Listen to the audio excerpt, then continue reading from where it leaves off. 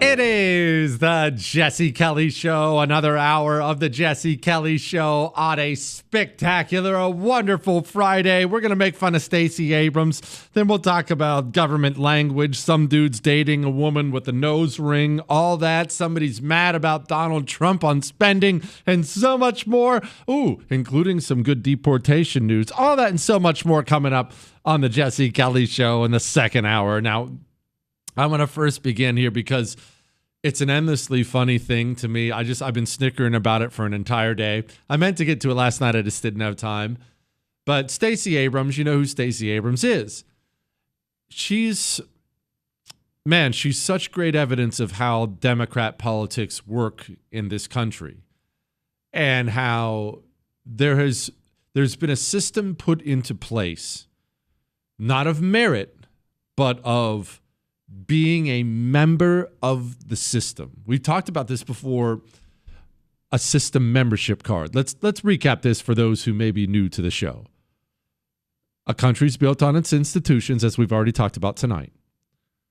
Ideally, you want your institutions to be separate. Not so they can always work against each other, but so that's a possibility, you see. You don't want, let's say, there's a virus from China. You don't want the American media to work hand in hand with the government, who also works hand in hand with the medical establishment, to agree on one false narrative. That is devastating for a country. You want these institutions to be separate, okay?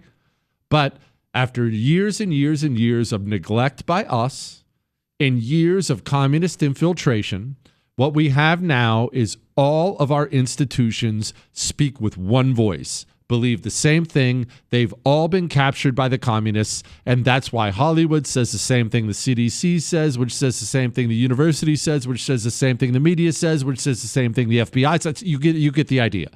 And I call it the system, okay? The system. Now, when you get to a place where you have an evil, corrupt system, something happens. And in fact, every communist country is famous for this. Famous for this. Did you ever see, I've pointed out this scene for you before, did you ever see the HBO series Chernobyl? Highly recommend it if you've not seen it. It's a wonderful series and very, very accurate for what happened during Chernobyl and whatnot. But there's this incredible scene, I believe it's in the first episode, where all these Soviet officials are gathered around a table and they're trying to figure out what to do about the problem. The problem is, okay, there's been an explosion, there's nuclear fallout, but what really brings it home, what really stands out to you on the television is how inept all these people are. And not only are they inept, they almost feel like they should be inept because everything has to be done in service to the system, or in this case, the state. Oh, you actually have it, Chris? You have? Oh, Chris has the clip. Play it. What is its real name? Pause for a second. Pause for a second real quick. Sorry, I want to set this up. There's been an explosion at Chernobyl. The Soviets don't know what to do about it. Some are saying we need to report it. We need to tell everyone else. We need to keep it quiet. We need to treat it. The guy you hear speaking right off the bat, he's very clearly the highest up Soviet in the room. Go ahead. The Vladimir I. Lenin Nuclear Power Station. Exactly. Vladimir I. Lenin. And how proud he would be of you all tonight. Especially you, young man. And the passion you have for the people. For is that not the sole purpose of the apparatus of the state? Sometimes we forget. Sometimes we fall prey to fear. But our faith in Soviet socialism will always be rewarded. Now, the state tells us the situation here is not dangerous. Have faith, comrades. The state tells us it wants to prevent a panic. Listen well. It's true. When the people see the police, they will be afraid. But it is my experience that when the people ask questions that are not in their own best interest, they should simply be told to keep their minds on their labor and leave matters of the state to the state. That's We seal off an evil, corrupt system built on lies. In a system like that, it doesn't seek out capable people. In fact, most of the time, it doesn't even want capable people. Because capable people, intelligent people, high-achieving people, people like that, those people are likely to want to break away from the state, break away from the system. It's not what it's looking for at all. It's not looking for ability or intelligence or accomplishment. It's looking only for loyalty. Only for loyalty. It is loyalty to the lie, loyalty to the state or the system in this case. That is what is prioritized. And because that's what's prioritized, that is what is incentivized. I've talked before about DEI and cultural Marxism as being the death of everything. And I explained the reason everything around us is dying. It feels like products are worse, customer service is worse, people are worse, government's worse, is because everything is dying. And everything is dying because we have shifted away from being a country focused on accomplishment and hard work, and we've focused on only loyalty to the system. And loyalty to the system is what's rewarded. Stacey Abrams ran for governor and lost. Okay, that's fine. I lost 2 congressional races myself, not dogging on it, but that's what she did. There's nothing else. And yet, Stacey Abrams, we can't get rid of her. She's like a tick that's been dug in for 2 days. You can't get rid of her. She's everywhere. You see her all over the television set. Stacey Abrams, famously, her organization got $2 billion of your money handed to her as the Biden administration was on the way out the door. Chris, do me a favor. Look it up, even though these things are never accurate. What's Stacey Abrams' net worth? I would love to. You know what? I'll wait right here, Chris. Just, do we have like the Jeopardy sound? We should do that. The doo-doo-doo. Don't worry, Chris. I'll do it myself. I provide my own sound effect. You know what we'll do? We'll do this while we wait. Ay, ay, ay, ay. I am the frito bandido.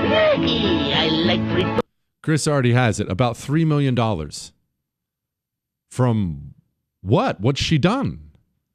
Well, she did really one of the most profitable things you can do in the United States of America now. She proved herself to be a loyal servant of the system.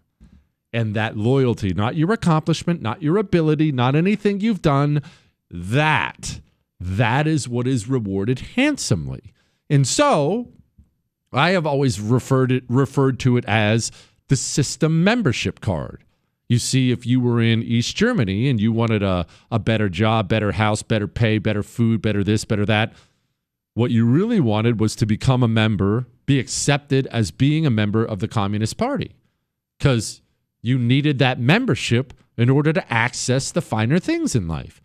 You may not be able to go to a modern movie in East Germany, but if you could even rise to the levels of being in communist leadership, you have your own little village with your own little movie theater.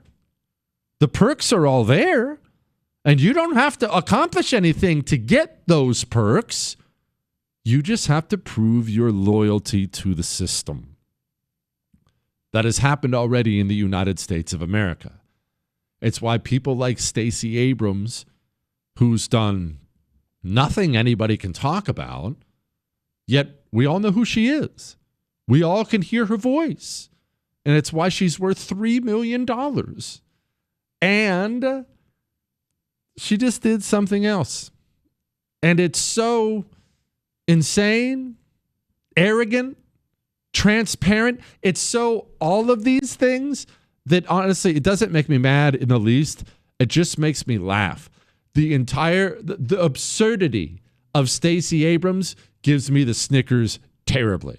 So Do you want to hear what she did? I'm telling you, you're going to laugh. You're going to laugh when I put it in a good reference for you. You want to hear what she did? I'll play it for you next.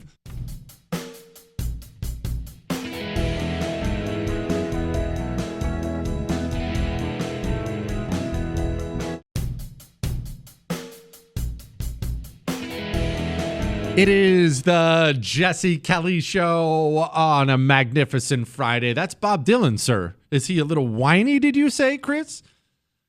Now, listen. Bob Dylan is a legend, okay? But here's the truth of it.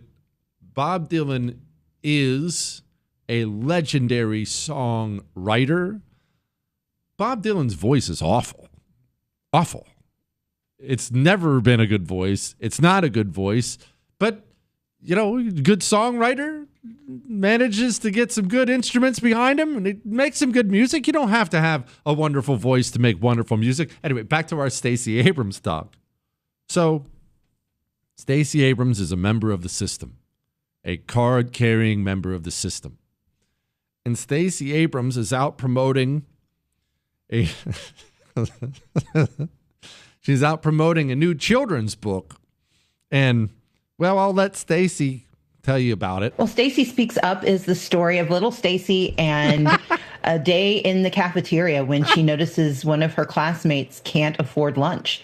She wrestles with what it means to need an adult's help, but to believe that she might be the only solution. And so she takes it upon herself to gather her friends and see if she can tackle the issue of hunger, but also, think about what it means to speak up for someone else. I can't. For one, well, I don't even know which part of this is the best. There are so many parts of this that are so good that I can't even put it into words. One, there's Tubby Stacy tackling the issue of hunger. Yeah, Stacy, looks like you're really going through it. Prayers for Stacey Abrams. Let's just hope she gets a meal. I'll tell you, last time I looked at Stacey Abrams, I thought, whoa, did she just come out of a prison camp? She looks terrible. So anyway, Stacey's going to tackle hunger. That's one. Two, maybe the best part of this, is, look, I've seen a lot of children's books advertised. I've actually considered writing a funny one myself at one point or another, but everyone's seen a children's book advertised. I've never in my life seen a children's book written where the author makes herself the star of the children's book. My name is Stacey Abrams, and the name of my children's book, it stars a hero who speaks up for others, and her name is Stacy. It's so great. It's so lacking in self-awareness. And you know what maybe the best part of it is, or maybe it's the worst part of it? The sales are going to be through the roof. And let me tell you why. Chris is shaking his head. See, Chris, it just dawned on you, didn't it, buddy? You know what happens, right?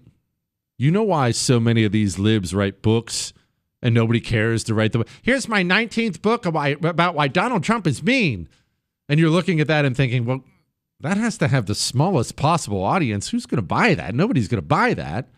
Well, I discovered a little something when I was writing books. Well, when I wrote one book.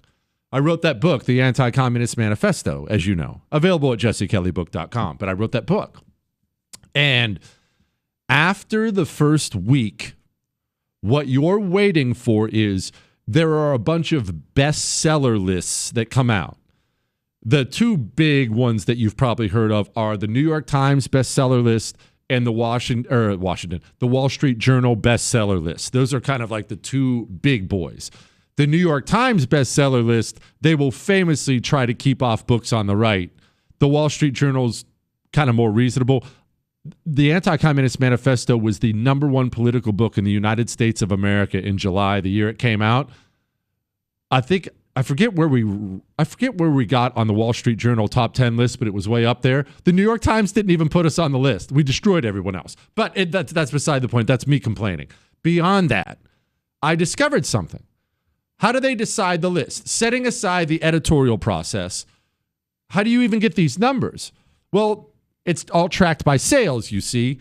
Amazon has to report how many copies of the Anti-Communist Manifesto they sold, and Barnes & Noble has to report, and these people have to report. And so there's different reporting. They have to send in the report to the Wall Street Journal saying, hey, the Anti-Communist Manifesto sold this many copies. All right? That's how it works. They add it up, decide what the bestseller is.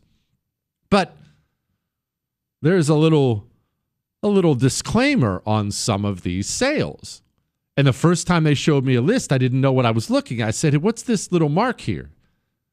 There's a special mark they give to books where an organization bulk buys the book.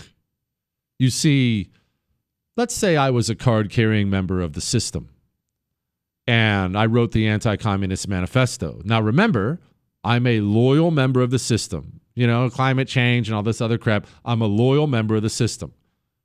Let's say I read a crappy book no one wants to read, like Stacy Speaks Up. Well, I'm guaranteed a large quantity of money and a large amount of sales because there will be at least one, if not several, communist groups out there, many of them non-profits, believe it or not, many of them non-profits. What they will do is they'll simply step in and buy 10,000 books, 20,000 books. Hey, I'd love to buy 10,000 copies of that. The problem is so pervasive on the left, and it does happen on the right, by the way, but it's so pervasive on the left that the book reporters, the New York Times, Washington, keep calling it Washington, Wall Street Journal, whatever, they now have a special category for the books where that happens. They try the best they can not to lump them in with the other books, although sometimes they do. Now do you understand the value of a system membership card? You can write a children's book starring yourself about hunger. It'll sell by the 1,000 because that's the benefit of having a system membership card. Let's get back to the emails.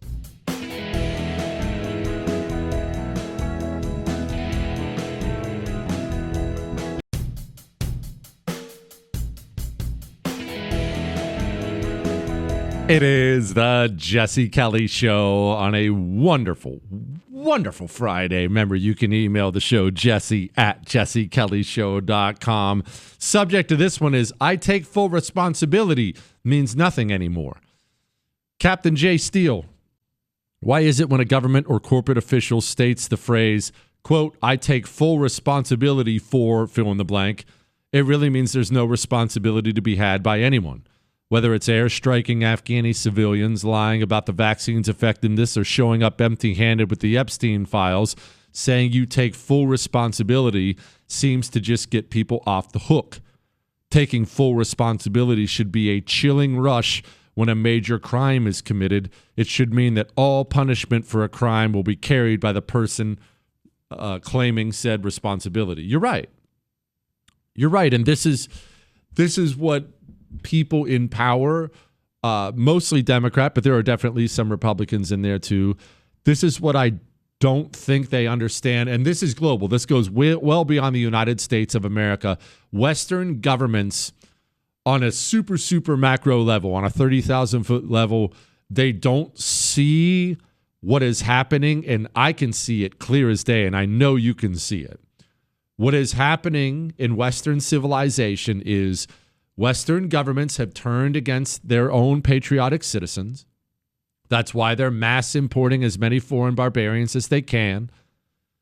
But their own citizens are starting to seriously separate and distrust the government, all their institutions.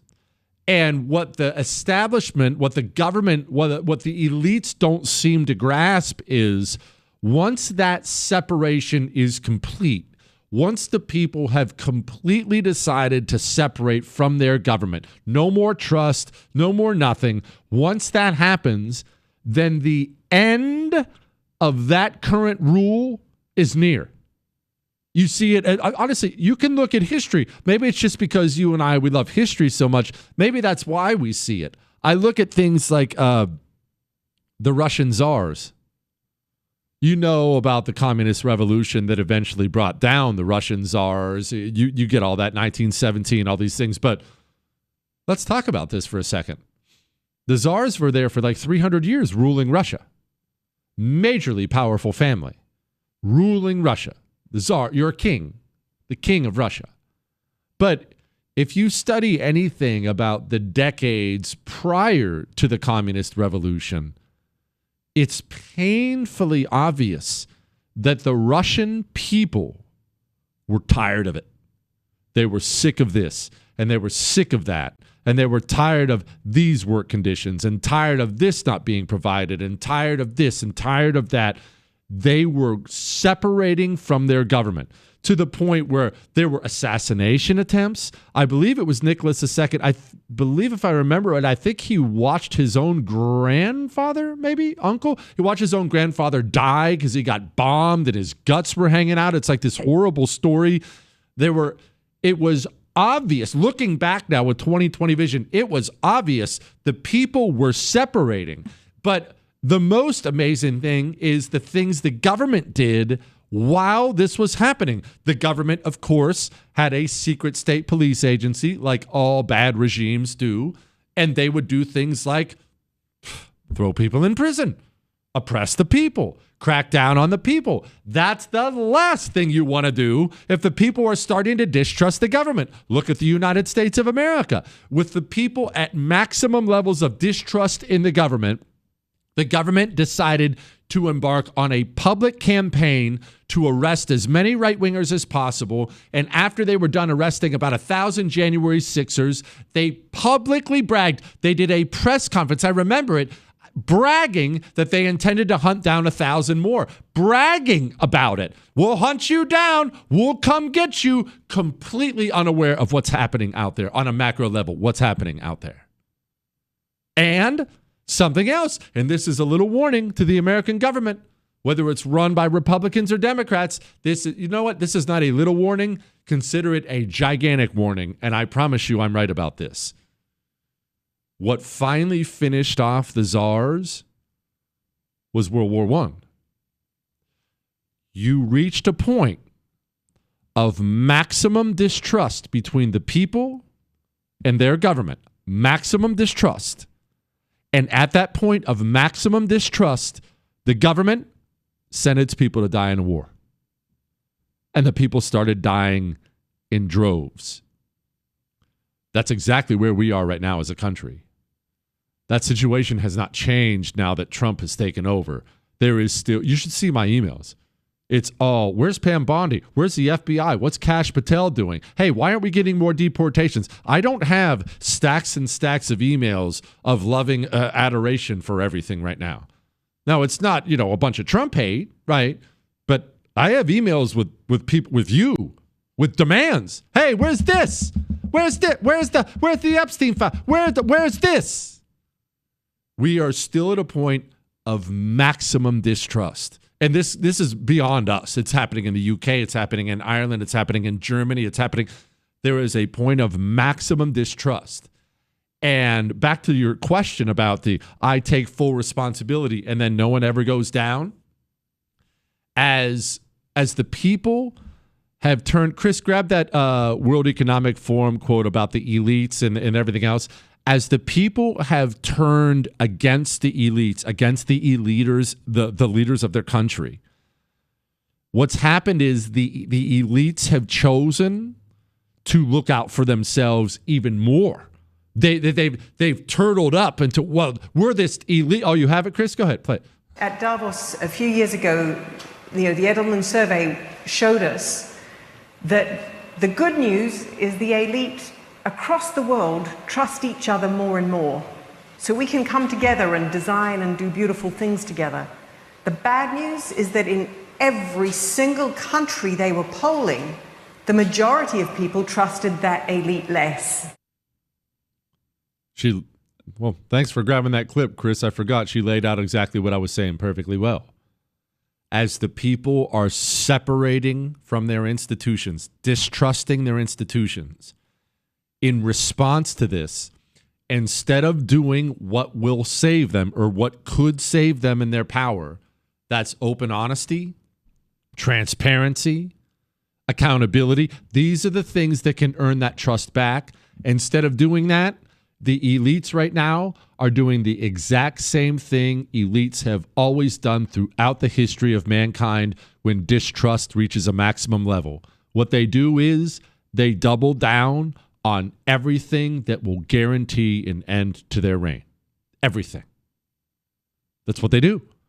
They've decided they're going to lock shields together and only protect themselves. And you see this everywhere. And for some reason, they can never see it. They just can't ever do it. Look, I'll just speak militarily. I have so many friends who are obviously, they were in the Marine Corps with me, and other friends, other veterans from other branches that I've gotten to know over the years. There is a simmering anger for what happened in Afghanistan that they have not put past. I know maybe you have forgotten it or let it go, but what happened was for 20 years we fought the global war on terror. And in that 20 years, the lowly private, the PFC, the corporal, the sergeant, if he screwed up in some way, he was not only taken through the ringer, put through the ringer, oftentimes he was sent to prison for what he did wrong, or at the minimum, his career was destroyed. And these same guys, as we watch this happen to our friends, we watch general after general, admiral after admiral, screw everything up with nothing but a fat retirement check. And they capped it all off with that disaster in Afghanistan where we got our guys killed and then we drone strike 10 innocent people and not one single person, not one, has been held accountable for it. You elites don't see what's happening, but I'm here to tell you it ends really, really badly for you. It does. It does. Consider that a warning. It does.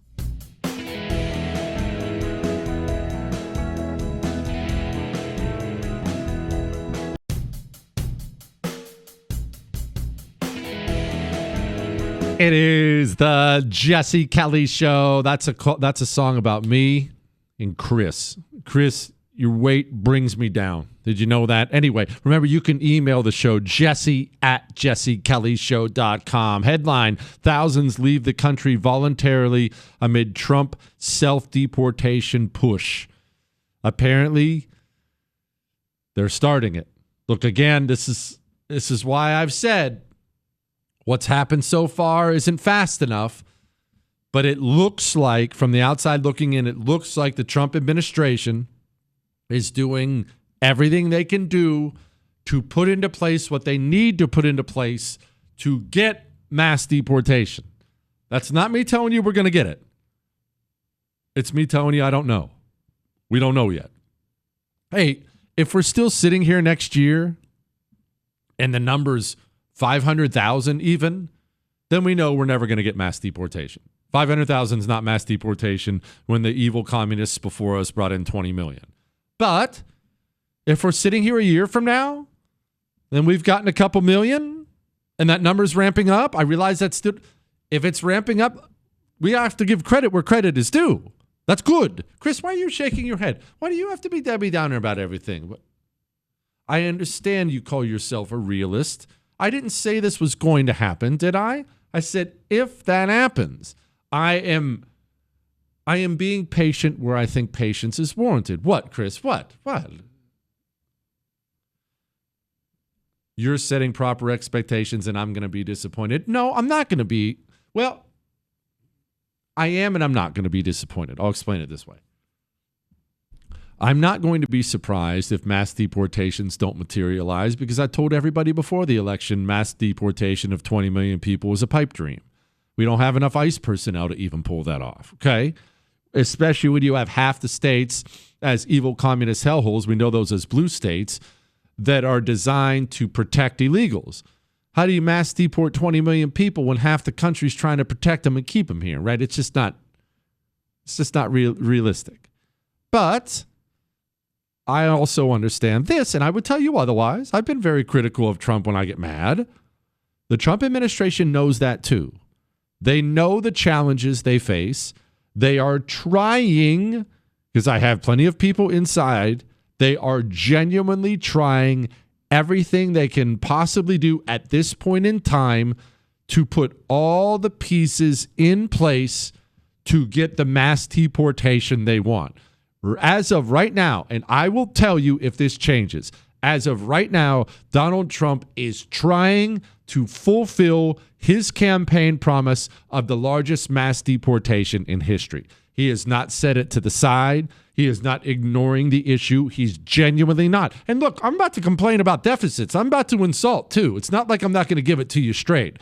He is not betraying that campaign promise right now. He is trying. It's going to take time.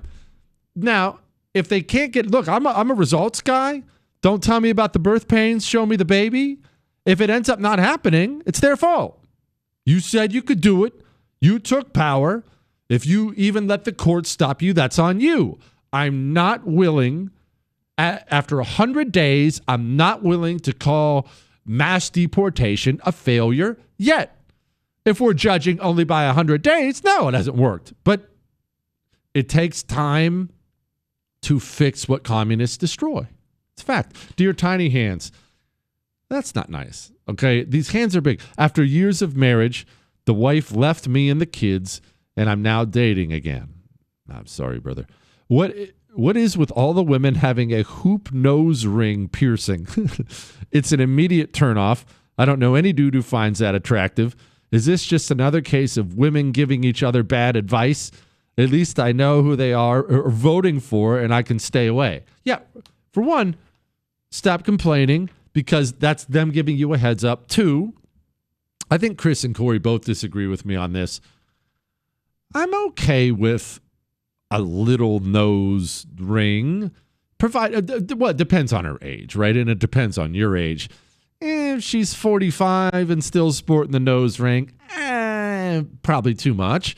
But look, if she's 20, Chris, if she's 25 or 30 and she's got not a hoop, not the hoops, ladies, no hoops. Don't do the hoop.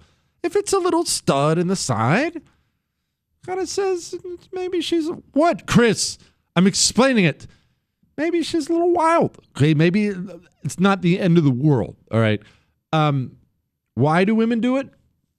Well, look, I can't speak to the nose ring in particular, but sometimes women will do things with their appearance that is disastrous for one of two reasons.